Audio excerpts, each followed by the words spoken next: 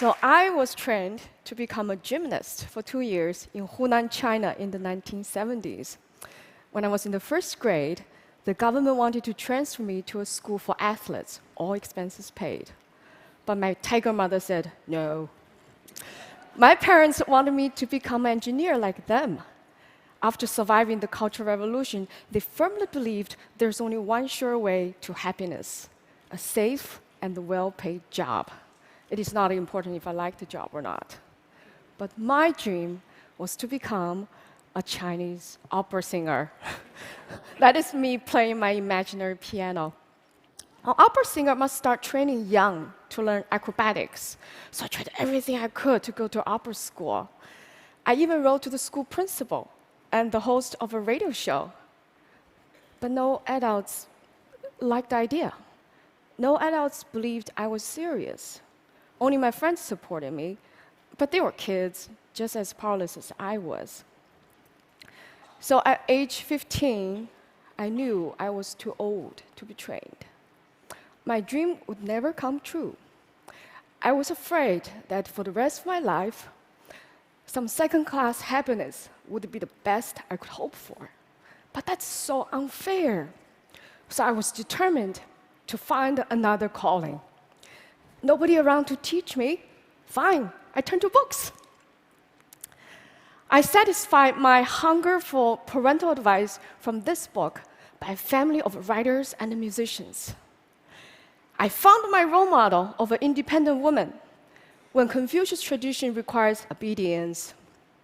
And I learned to be efficient from this book.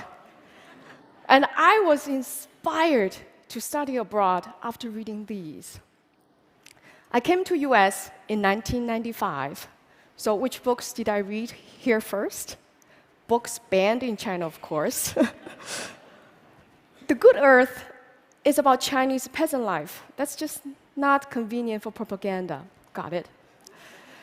The Bible is interesting, but strange. That's a topic for a different day. But the fifth commandment gave me epiphany. You shall honor your father and the mother.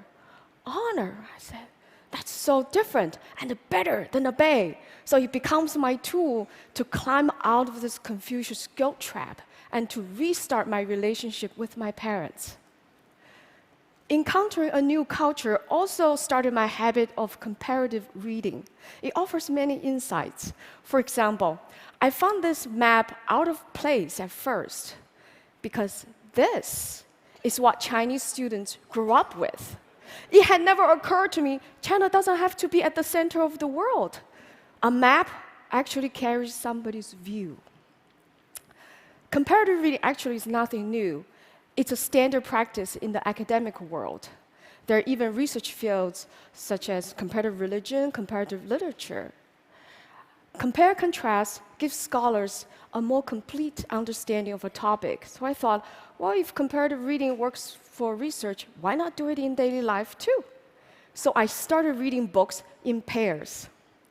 So they can be about people who are involved in the same event or friends with shared experiences. I also compare the same stories in different genres or similar stories from different cultures, as Joseph Campbell did in his wonderful book. For example, both the Christ and the Buddha went through 3 temptations. For the Christ, the temptations are economic, political, and spiritual. For the Buddha, they're all psychological: lust, fear, and the social duty. Interesting. So if you know a foreign language, it's also fun to read your favorite books in 2 languages. Instead of loss in translation, I found there's much to gain. For example, it's through translation that I realized happiness in Chinese literally means fast joy. Woo. And bride in Chinese literally means new mother. Uh-oh. Books have given me a magic portal to connect with people of the past and the present. I know I shall never feel lonely or powerless again. Having a dream shattered really is nothing compared to what many others have suffered.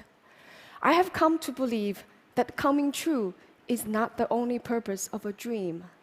Its most important purpose is to get us in touch with where dreams come from, where passion comes from, where happiness comes from. Even a shattered dream can do that for you. So because of books, I'm here today, happy, living again with a purpose and clarity most of the time. So may books be always with you. Thank you. Thank you. Thank you.